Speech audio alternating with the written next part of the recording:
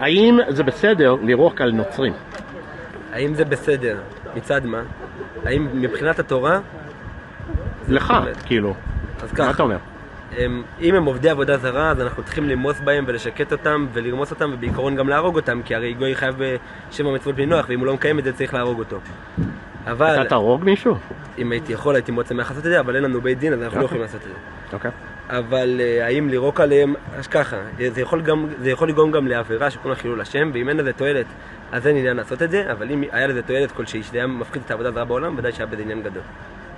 אז זה שמישהו מאמין בישו ונצרות וזה, זה... אז צריך להרוג אותו. בינתיים, אוקיי, אבל אין בית דין. אז לא עושים את זה. אז זה בסדר לירוק על מישהו כזה? אמרתי, אם זה גורם תועלת, אז כן, אם לא, אז לא. תסביר תועלת. תסביר תועלת, אם הוא יפסיק לעבוד בגלל זה עבודה זרה, אם הוא יתרחק מהעניין. אבל זה אמונה של מישהו אחר. זה אמונה שמישהו מאמין בה, צריך להרוג אותו.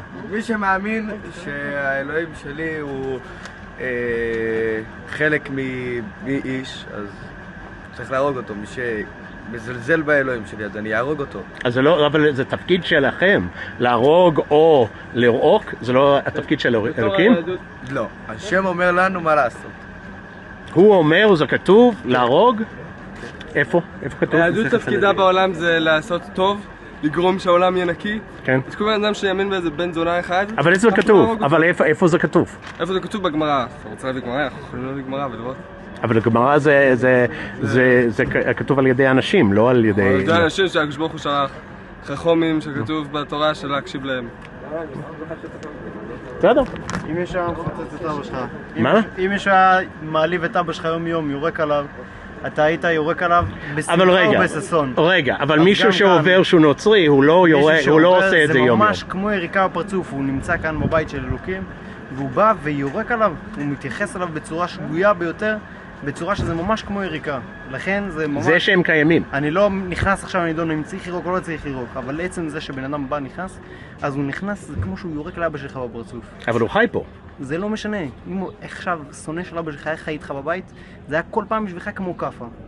אז קודם כל, אבל זה לא מה שהגויים עשו ליהודים בחול, זה בדיוק אותו דבר. גויים עשו ועושים עדיין, אבל זה בכלל לא משנה, אנחנו מדברים מבחינה הרבה יותר פשוטה. אנחנו צודקים והם לא, הבנתי. האם זה בסדר לירוק על נוצרים? עליהם ממש? לא יודע, אני יורק על הרצפה, אולי אם אני רואה צלב, אם אני רואה נוצרי לבד. אתה כן? אני יורק על הרצפה. למה אתה יורק? רגע, הוא אמר... זה מגעיל אותי. לא, איפה שהוא רואה צלב. הוא לא יורק עליהם. לא, ברור. על הרצפה, הבנתי. אבל אתה יורק על הרצפה שאתה רואה צלב? משהו שמגעיל, אני יורק. אוקיי.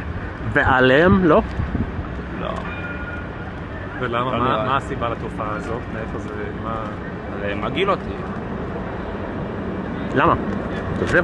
למה? כי נצרות זה משהו זה נגד היהודים, מה שהנוצרים עשו ליהודים. הם בכלל הנצרות זה משהו שנוגד את היהודים וזה נוגד... תן דוגמה שנצרות עשו משהו ליהודים. היו מסעי צלב, לפני 1000 שנה היו...